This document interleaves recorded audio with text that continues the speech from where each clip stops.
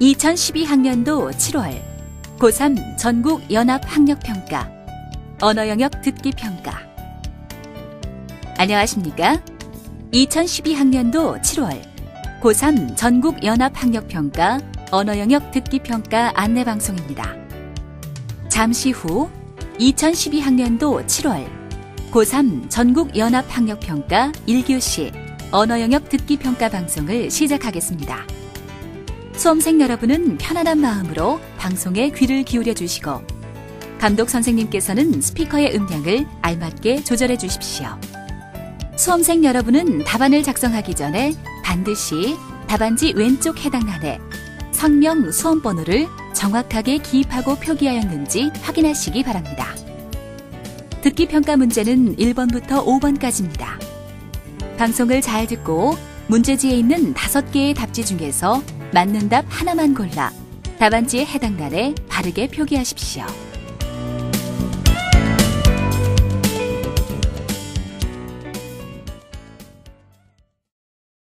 그러면 지금부터 1교시 언어영역 듣기평가를 시작하겠습니다.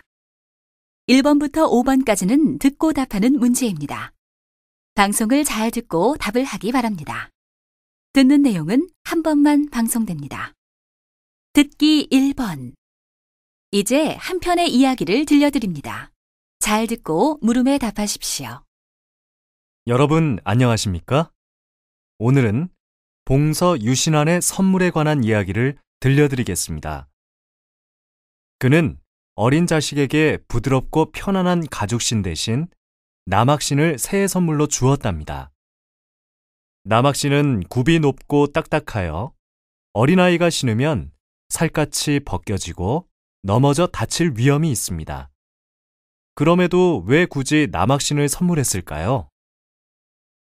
남학신을 신고 다니다 보면 넘어지지 않기 위해 늘 조심해야 합니다.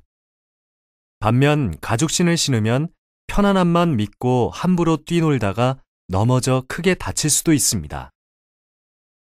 진짜 위험은 위험함 자체에 있는 것이 아니라 위험함을 모르는 데 있는 것이 아닐까요? 여기서 우리는 봉서 유신안의 선물을 통해 선물의 의미에 대해 새롭게 생각해 볼 수 있습니다. 선물이란 단순히 상대를 기쁘게 하는 물건이 아니라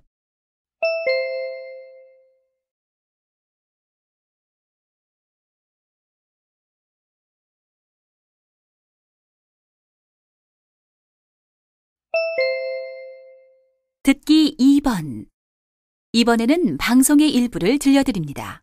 잘 듣고 물음에 답하십시오. 자, 여러분. 오늘은 도서관에서 책을 찾는 방법에 대해 알아보겠습니다. 어떻게 하면 책을 쉽게 찾을 수 있을까요? 바로 분류기호를 이용하는 겁니다. 도서관에 있는 책을 보면 숫자와 문자로 된 분류표가 붙어 있죠. 이 분류표에서 숫자는 지구상의 모든 책을 10가지로 분류한 것입니다. 표를 보면 듀이 십진분류법과 한국 십진분류법 두 가지가 있습니다. 듀이 십진분류법은 미국의 멜빌 듀이가 개발한 것인데요. 문헌을 10개의 주류로 나누는 방식입니다. 현재 이 방법이 세계에서 가장 널리 쓰이고 있지요. 우리나라의 대학 도서관에서도 주로 이 분류법을 사용하고 있습니다. 하지만 듀이 십진분류법은 인문과학 위주로 고안되었고 유럽과 미국에 적합하도록 만들었습니다. 그래서 한국도서관협회에서는 우리나라의 실정에 맞게 고쳐 한국 십진분류법을 만들었지요. 그 뒤 공공도서관에서는 한국 십진분류법을 사용하게 되었습니다. 두 분류법에서 000번대의 총류에는 하나의 주제로 나누기 어려운 것이나 여러 주제를 포괄하는 것이 속하는데 사전이나 전집 등이 여기에 해당합니다. 그럼 한국 십진분류법에 대해 구체적으로 알아볼까요? 예를 들어 811번대의 책은 어떤 책일까요? 맨 앞자리가 8인 것을 보면 문학 분야의 책이라는 것을 알 수 있습니다. 둘째 자리는 나라별 분류를 나타낸 것인데요. 1은 한국문학, 2는 중국문학, 3은 일본문학 등의 순서로 배열되므로 이 경우에는 한국문학에 해당합니다. 셋째 자리는 갈래별 분류를 표시합니다. 1은 시, 2는 희곡, 3은 소설, 4는 수필 등의 순서입니다. 따라서 셋째 자리가 1이니까 811번대의 책장에 꽂힌 책은 한국 문학 중에서 시에 관련된 책이라는 것을 알 수 있습니다.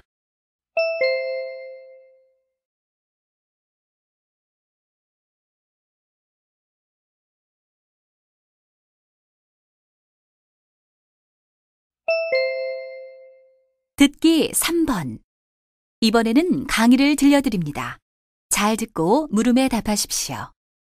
수술실에서 의사들은 왜 초록색이나 파란색의 수술복을 입고 있을까요? 그것은 착시 현상의 일종인 보색 잔상 현상과 관련이 있습니다. 착시 현상은 어떤 사물의 크기, 형태, 빛깔 등의 객관적인 성질과 눈으로 보는 성질 사이에 차이가 있는 경우를 말합니다. 특히 어떤 빛깔을 보다가 흰색을 보았을 때 그 보색이 나타나는 현상을 보색 잔상 현상이라고 합니다. 시세포는 색깔을 구분하는 원추세포와 명암을 구분하는 간상세포로 구성되어 있습니다. 원추세포는 특정 색을 집중해서 오랫동안 주시하면 쉽게 피로하게 됩니다. 그래서 의사들이 수술하는 동안 붉은색의 피를 오랜 시간 보게 되면 빨간색을 감지하는 원추세포가 피로해져 그 기능이 떨어지게 됩니다. 그런데 파란색이나 초록색을 감지하는 다른 원추세포는 여전히 활력이 있으므로 이들 간의 균형이 깨지게 됩니다.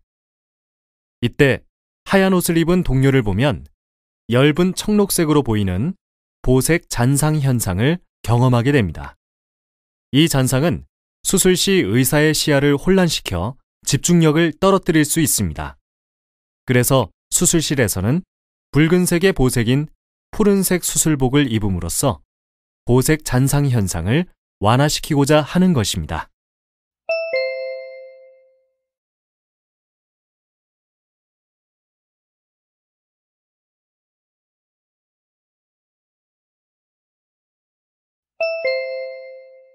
듣기 4번과 5번.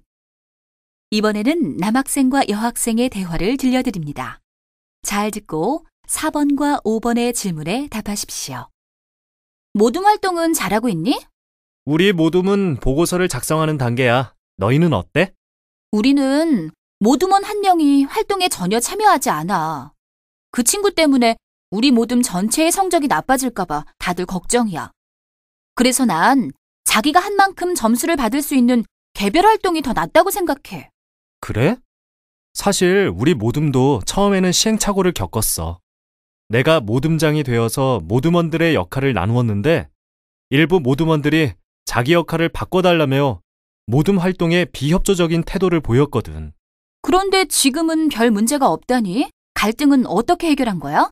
어느 날 모둠원들이 다 함께 모인 자리에서 서로 마음을 터놓고 이야기할 기회가 있었어. 모둠원들은 역할을 분담할 때 충분한 협의를 거치지 않고 내가 일방적으로 역할을 정해준 게 서운했던 모양이야. 모둠원의 입장에서는 그렇게 느낄 수도 있었겠네. 이번 일을 통해 깨달은 게 참 많아.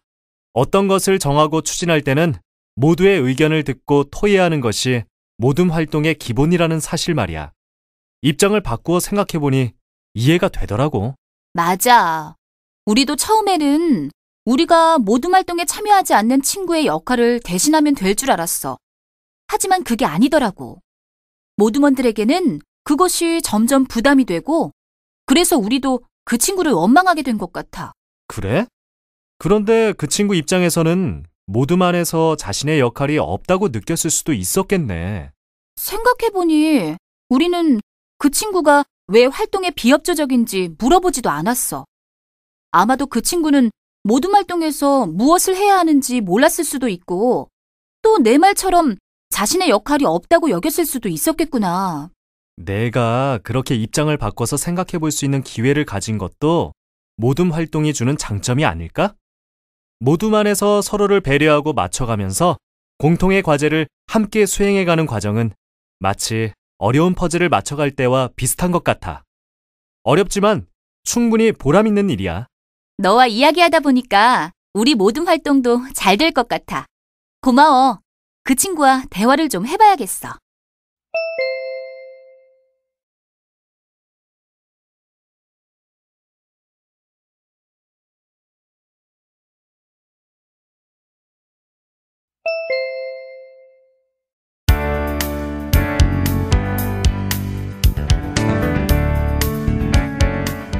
이제 듣기 문제가 끝났습니다. 6번부터는 문제지의 지시에 따라 답을 하기 바랍니다.